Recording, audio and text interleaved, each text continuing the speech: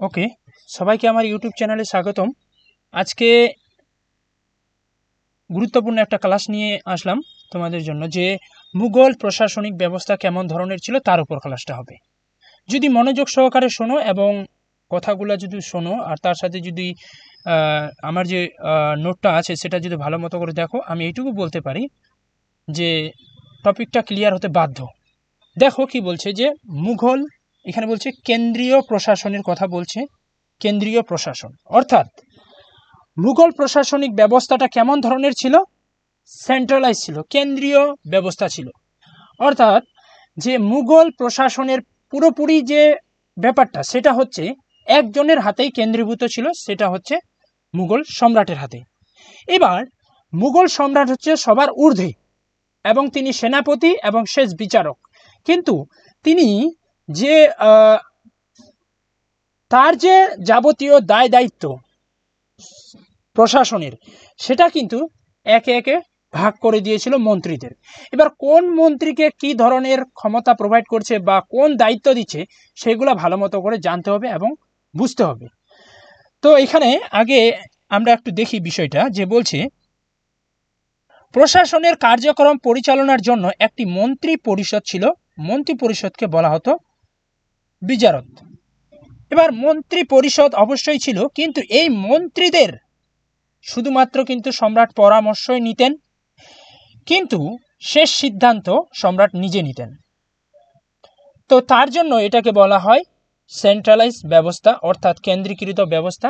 পুরোপুরি ক্ষমতাটা সম্রাটের হাতে ছিল এবং প্রশাসনের দায় দায়িত্ব বিভিন্ন মন্ত্রীদের দিয়েছিল। এবার দেখো যে এই যে মন্ত্রীগুলা, মানে এইখানে আমি প্রথমে কেন্দ্র প্রশাসনের কথা বলছি, তারপরে ধীরে ধীরে আমরা প্রান্তের দিকে যাব। কেন্দ্রীয় প্রশাসনে যে সমস্ত মন্ত্রীরা ছিল, যেমন হচ্ছে প্রথমে এক নম্বরে হচ্ছে ভকিল, যাকে উজিরও বলা হতো। তারপর হচ্ছে দেওয়ান বা দিওয়ানি আশরফ। তারপরে হচ্ছে মীর বক্সি, মীর সামান, সদর সুদূর, তারপর কাজী উল কুজাত, মুহতাসিব। ব্যাস, এইগুলা হচ্ছে কেন্দ্রীয় প্রশাসনের মন্ত্রী। এবার আমাদের এই যে কেন্দ্রীয় প্রশাসনের মন্ত্রীগুলোর ব্যাপারে জানলাম, এগুলার কি দায়িত্ব, এদের কাজ কি, সেগুলো আমাদের কিন্তু ভালো মতো জানতে হবে। প্রথমে আমি বারংবার বলছি যে এরকম ধরো একটা প্রশাসনিক ব্যবস্থা, সবার ঊর্ধ্বে হচ্ছে সম্রাট, আর এদিকে ধরো যে এরকম এরকম করে প্রশাসন মন্ত্রীরা আছেন চারদিকে। এবার মন্ত্রীদের দায় দায়িত্বগুলো ভাগ করে দিয়েছেন, কাকে কোন দায়িত্ব দিয়েছিলেন সেটা আমরা দেখব। প্রথমে হচ্ছে উজির। উজির বা ভকিল, ভকিলকে বলা হয় মোগল সাম্রাজ্যের প্রধানমন্ত্রী। তাহলে পরীক্ষাতে আসতেই পারে যে ভকিল মুঘল প্রশাসনে কোন দায়িত্বে ছিলেন, সেটা হচ্ছে প্রধানমন্ত্রী। কি বলছে তিনি, এবার তার কাজ কি, প্রধানমন্ত্রীর কাজ কি, দায় দায়িত্ব কি, সেটা জানতে হবে। তার দায় দায়িত্ব হচ্ছে সামরিক ও বেসামরিক বিষয়ে তার সীমাহীন ক্ষমতা ছিল। আকবরের শাসনামলে মুঘল প্রধানমন্ত্রীকে ভকিল বলা শুরু হয়। আকবর ভকিলের একচেটিয়া আধিপত্য অবসান ঘটান এবং তার অধিকার দিওয়ান, মীর বক্সি, মীর সামান, সদরের মধ্যে ভাগ করে দেন। ভকিল পদটি কেবলমাত্র একটি সম্মানের রয়ে যায়, যা শাহজাহানের শাসনকাল পর্যন্ত অব্যাহত ছিল। এবার ব্যাপারটা ভালো মতো করে শোনো, যে আমরা এক কথায় বলতেই পারি যে মুঘল সম্রাটের পরে যার স্থান, তিনি হচ্ছে ভকিল বা প্রধানমন্ত্রী। তো এই প্রধানমন্ত্রী মুঘল সাম্রাজ্যে একটা গুরুত্বপূর্ণ প্রশাসনিক দায় দায়িত্ব বা দেখভালের দায়িত্ব ছিলেন, এবং তিনি চেষ্টা করছিল এই প্রধানমন্ত্রী যে যতটা পারা যায় মুঘল সাম্রাজ্যের ক্ষমতাটাকে তার আয়ত্তে আনা যায়, ততটাই তিনি চেষ্টা করতেন। এবং ধীরে ধীরে ধীরে ধীরে তিনি মুঘল সাম্রাজ্যের প্রশাসনিক ব্যবস্থাটাকে নিয়ন্ত্রণ করার চেষ্টা করত মাঝে সাঝে, কেউ কেউ কোনো কোনো কোনো প্রধানমন্ত্রী। আবার এই যে প্রশাসনিক ব্যবস্থাটা তার কক্ষিগত করার চেষ্টা করত, একটা সময় কি হয়ে উঠেছিল, যে একচেটিয়া হয়ে উঠতে শুরু করেছিল এই ভকিল বা প্রধানমন্ত্রী। সেই কারণে মুঘল সম্রাট ঔরঙ্গজেব তিনি ধীরে ধীরে বুঝতে পারলো যে এই ভকিল বা প্রধানমন্ত্রীর পদটার ক্ষমতাটাকে একটু আমাকে নিয়ন্ত্রণ করা প্রয়োজন। এই কারণে তার হাতে যে এত ক্ষমতা, এত দায় দায়িত্ব, সেগুলাকে তিনি কি করলো, ধীরে ধীরে এই যে দেখো বিভিন্ন অধিকারিকদের মধ্যে ভাগ করে দিচ্ছে, যেমন বক্সি, মীর সামান, সদর সুদূর এগুলোর মধ্যে ভাগ করে দিচ্ছে। যেমন দিওয়ানের মধ্যে কি দিয়ে দিল দায় দায়িত্ব, তাকে রাজস্বের দায় দায়িত্ব দিয়ে দিল। মীর বক্সির দায় দায়িত্বটা দিয়ে দিল সেনাবাহিনীর দায় দায়িত্ব দিয়েছিল। মীর সামান রাজকীয় বিভিন্ন দায় দায়িত্ব কাজকর্মের। তারপর হচ্ছে সদর হচ্ছে এই যে সদর সুদূর যেটা আমি বললাম, অর্থাৎ বলা চলে মুঘল সাম্রাজ্য থেকে যে বিভিন্ন দান খয়রাত এগুলা প্রদানের দায় দায়িত্ব কিন্তু সদরের হাতে তুলে দিল। অর্থাৎ এখানে কি হচ্ছে, তাহলে ক্ষমতাটা ভাগ করে দেওয়া হলো, এগুলা ক্ষমতা কিন্তু প্রধানমন্ত্রীর হাতে একচেটিয়াভাবে ছিল। তাহলে কি হলো, এখানে প্রধানমন্ত্রীর ক্ষমতাটা ভাগ করে দেওয়া হলো এবং প্রধানমন্ত্রীর ক্ষমতা অনেকটা কমে গেল। আকবরই মহম আনগাকে শেহাবুদ্দিনের সাথে যৌথ প্রধানমন্ত্রী, অর্থাৎ মুঘল সাম্রাজ্যে যৌথ প্রধানমন্ত্রী ব্যবস্থাটা আকবরের সময় ব্যাপকভাবে দেখা যায়। যেমন মহম আনগার সাথে শেহাবুদ্দিন যৌথভাবে ছিলেন, তাই একই সঙ্গে দুই প্রধানমন্ত্রী নিয়োগে আকবরই শুরু করেছিলেন। এটারও একটা ব্যাপার আছে যে কেন দুইজন ব্যক্তিকে প্রধানমন্ত্রী দায়িত্ব দিল, তাহলে কি হবে যে ক্ষমতাটা দুইজনের হাতে বন্টিত হবে।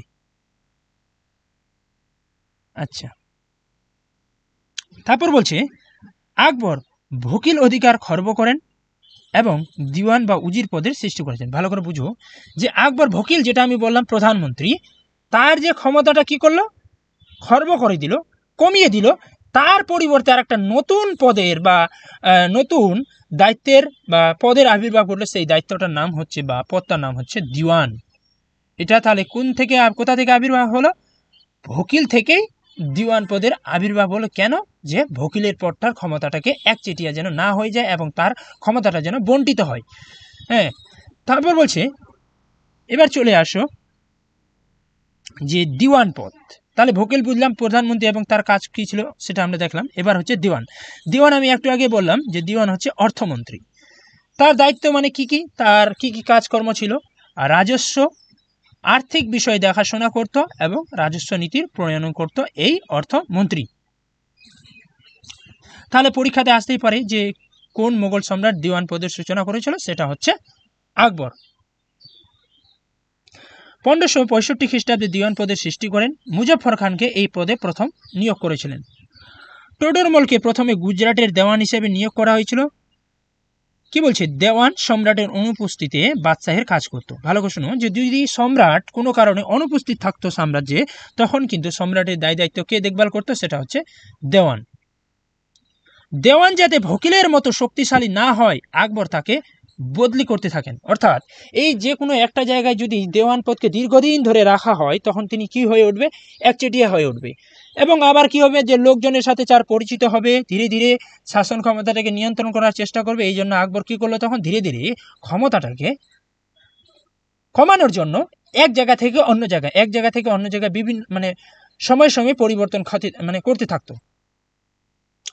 আবার কি বলছে দেখো, দিওয়ান যাতে ক্ষমতার কেন্দ্রবিন্দুতে পরিণত না হয়, সেই জন্য আকবর এই দিওয়ানের পরিবর্তে একাধিক দিওয়ান নিয়োগ করেছিলেন। অর্থাৎ এখানে ভালো করে বুঝো, দিওয়ানেও যেন ভকিলের মতো বা প্রধানমন্ত্রীর মতো দিওয়ান যাতে একচেটিয়া না হয়ে যায় বা তার হাতে যেন ক্ষমতাটা কেন্দ্রীভূত না হয়ে যায় এবং তিনি ব্যাপক হারে ক্ষমতা যেন ভোগ না করে, তার জন্য তার ক্ষমতাটাকেও বিভিন্ন ছোট ছোট মন্ত্রীদের মধ্যে ভাগ করে দিল। যেমন কি বলছে, দেওয়ানি তাঁত। অর্থাৎ এবার দেওয়ানি তাঁত কি, দেওয়ানি ওয়াতাত বা বলছে জায়গির ও বেতন সংক্রান্ত দায় দায়িত্ব ছিল হচ্ছে দেওয়ানি তাঁত।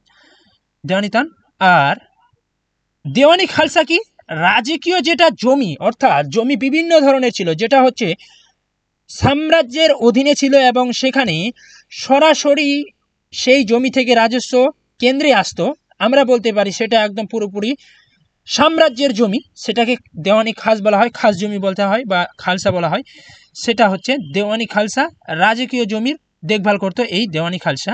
দেওয়ানি বায়ুতাত কারখানার আয় ব্যয় পরিদর্শন করতো বা দেখভাল করতো। দেওয়ানি মুস্তাফি আয় ও ব্যয় পরিদর্শক নিরীক্ষক। দেওয়ানি মুন্সিফ আয় ও ব্যয় সম্পর্কিত হিসাব রক্ষক এবং মেহালক। অর্থাৎ তিনি কি করতো, দেওয়ানি এই মুন্সিফটা তিনি হচ্ছে কত টাকা আয় হচ্ছে ব্যয় হচ্ছে এইসব হিসাবপত্র লিখে রাখতো। এবার মীর বক্সি, যেমন আমরা সুলতানি পিরিয়ডে দেখেছিলাম দেওয়ানি আর্জ ছিল হচ্ছে সেই সময় সুলতানি পিরিয়ডে সেনাদের মধ্যে প্রধান। তো সেই পদটা মুঘল পিরিয়ডে এসে কি হয়ে গেল, মীর বক্সি নামে রূপান্তরিত হলো। সেনা প্রধান বলা হয়।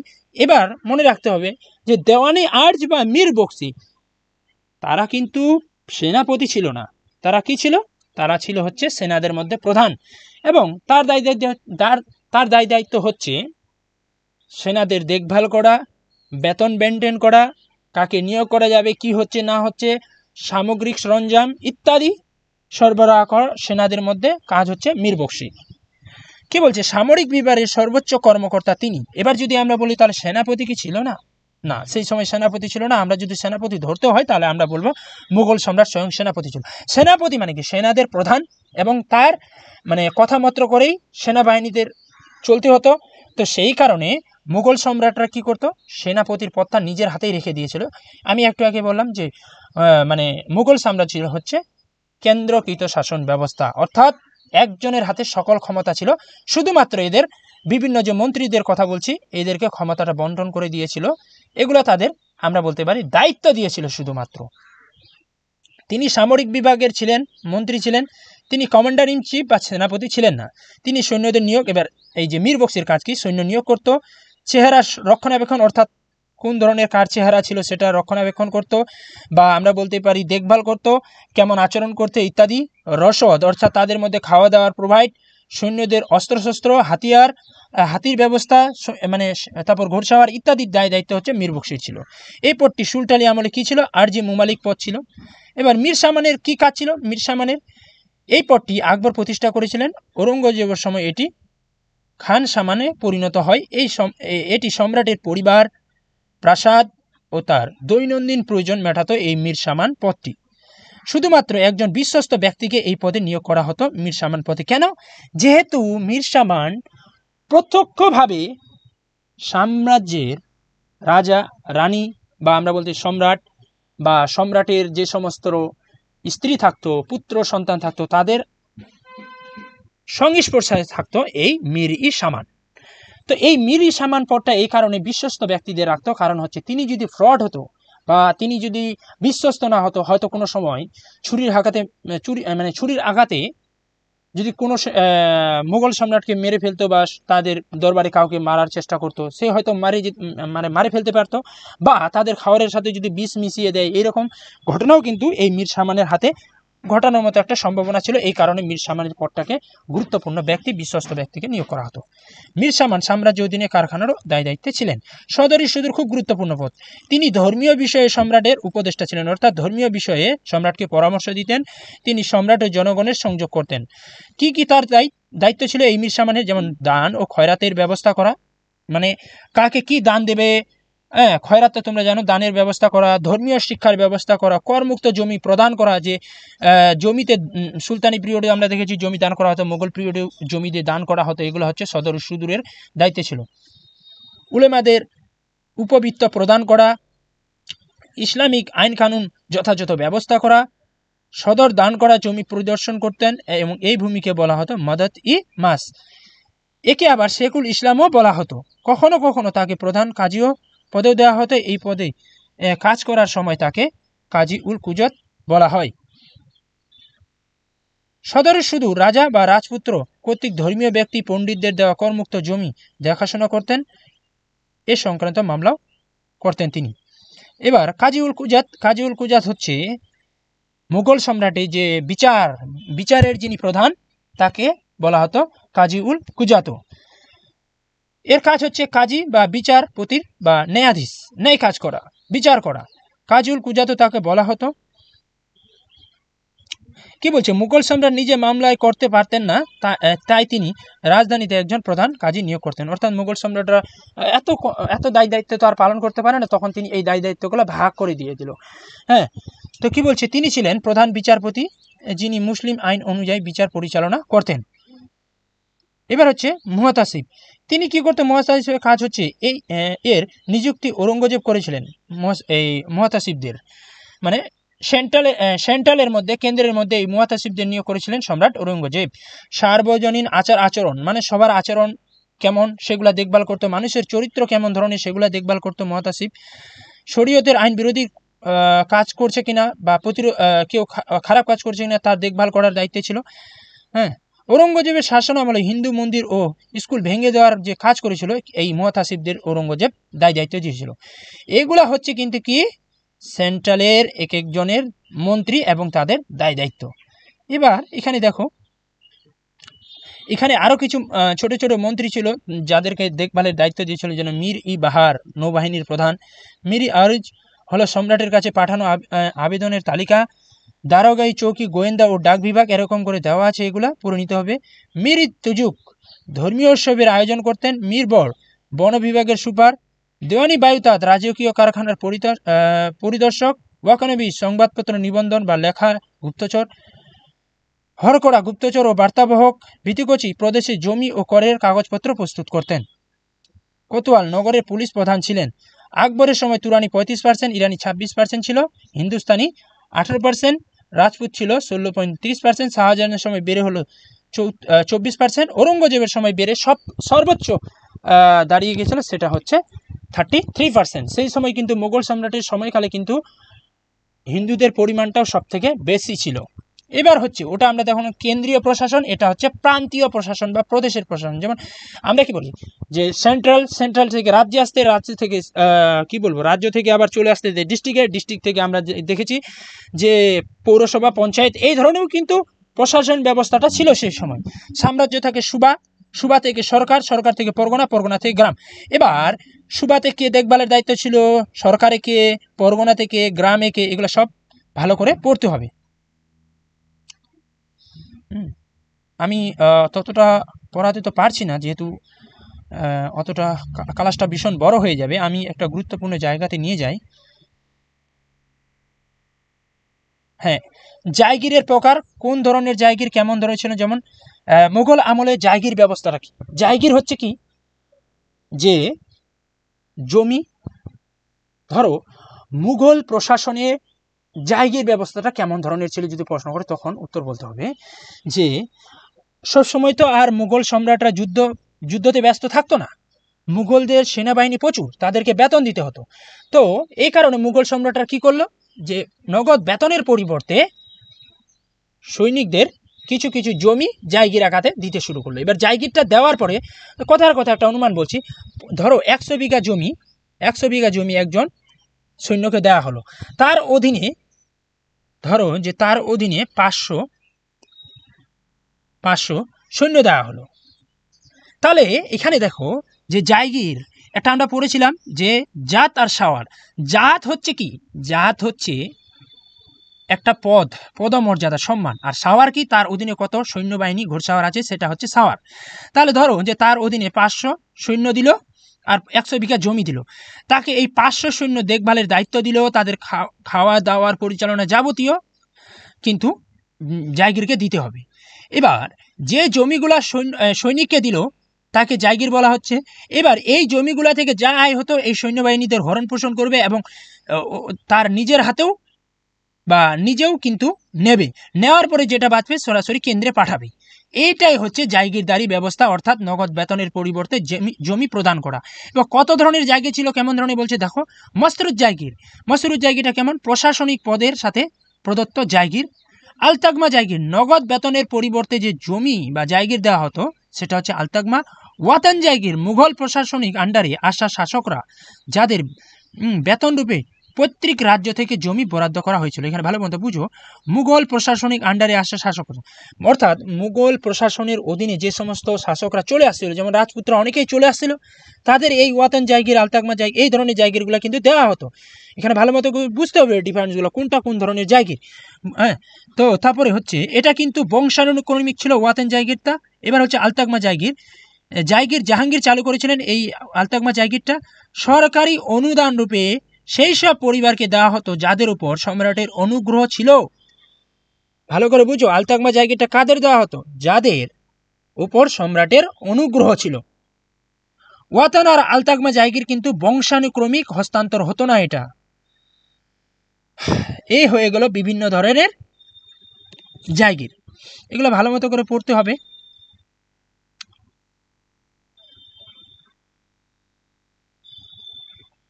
এবারে এখানে চলে আসো যে কাকে কতগুলা মনসবদার দেওয়া হয়েছিল। এখানে একটা লিস্ট মোটামুটি দিয়েছি আমি।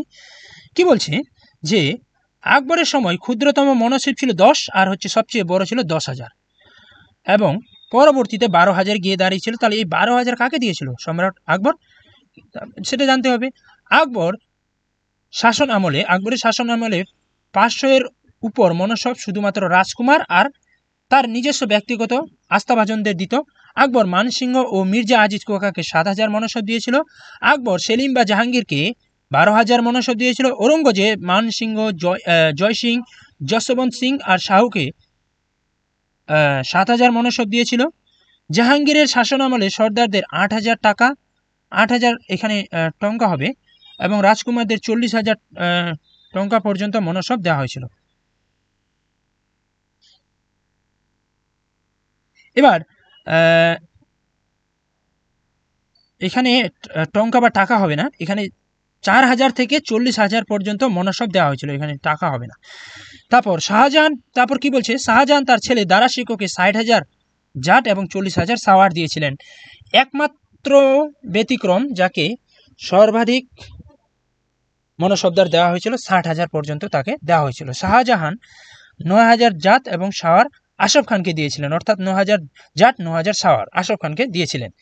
এইগুলো হচ্ছে গুরুত্বপূর্ণ, এগুলো একটু মনে রাখতে হবে। এগুলো কিভাবে প্রশ্ন দিতে পারে, একদিকে ব্যক্তিদের নাম দিল, একদিকে হচ্ছে কাকে কতগুলো মনসব দিয়েছিল সেটা দেওয়া হয়েছিল, সেগুলো মিলাতে হতে পারে। বা ঔরঙ্গজেবের সময়কালে কাকে কাকে 7,000 মনসব দিয়েছিল, আকবরের সময়কালে কাকে কাকে 7,000 মনসব দিয়েছিল, এইভাবে বিভিন্নভাবে প্রশ্ন আসতে পারে।